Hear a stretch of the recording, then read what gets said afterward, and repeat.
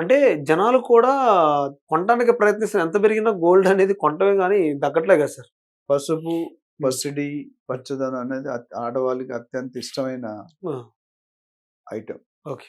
ప్రపంచంలోనే మనం ఇప్పటికి కూడా హ్మ్. Highest number of gold consumption అంటే ఇండియా ఒకటొస్తది. ఓకే. టన్నులు, వేల టన్నుల్లో, అబ్బా! వందల టన్నులు కాదు, వేల టన్నుల్లో. ఆ! దానివల్ల ఏమవుద్దంటే రేట్ ఆటోమేటిక్‌గా పెరిగే అవకాశాలున్నాయి. ఓకే. సో, గోల్డ్ ఎప్పటికి ఎందుకంటే ఏ ఫంక్షన్ అయినా ఆ! మీ అమ్మగారు గాని, మా అమ్మగారు గాని, మీ సిస్టర్ గాని, మీ భార్య ఎవరైనా సరే హ్మ్. ఒంటి మీద అర కేజీ గోల్డ్ లేకుంటే ఎళ్తారా? హ్మ్. అర కేజీయో, పావు కేజీ అని ఎంతో కొంత. హ్మ్. సో, ఎళ్ళాలంటే గోల్డ్ రేట్‌తో సంబంధిత ఫంక్షన్ లాగవు కదా! పెళ్లి లాగవు కదా! అవును. బర్త్‌డే లాగవు కదా! అవును. యానివర్సరీ లాగవు కదా! అవును సార్.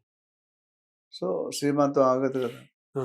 పెళ్ళైనప్పుడు మీ పిల్లోడికి అంటే మా పిల్లకి ఎంతిస్తారు?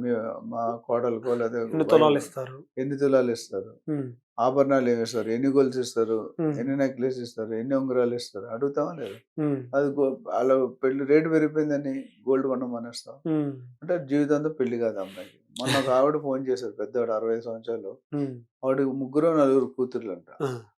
బాబు గోల్డ్ రేట్ ఎప్పుడు తగ్గుతదో చెప్తావా కొద్దిగా? ఎందుకమ్మా అంటే నాకు పెళ్ళికి కావాల్సిన పిల్లలు నలుగురు అమ్మాయిలున్నారు వరుసగా. ఆ!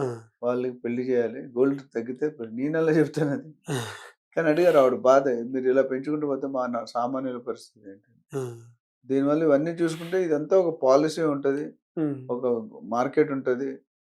గోల్డ్ మార్కెట్ కూడా ఒక మాఫియా మార్కెట్ ఉంటే ఎప్పుడు పెరుగుతదో ఎవరికీ తెలీదు. ఓకే. ఎప్పుడు తగ్గుతదో ఎవరికీ తెలీదు. నీకు ఓకే. పెరిగినా తరిగినా, పెరిగినా తగ్గినా హ్మ్. గోల్డ్ కొనుక్కోవాలంటే ఖచ్చితంగా శ్రావణ మాసం ఆ! పెళ్ళిళ్ళు ఉన్నప్పుడు బాగా కొనుక్కోవడం తప్పనిసరి. Okay sir. దీని మీద ఇంకా మీకు డీటెయిల్‌గా కావాలంటే మనం కాల్ చేయొచ్చు.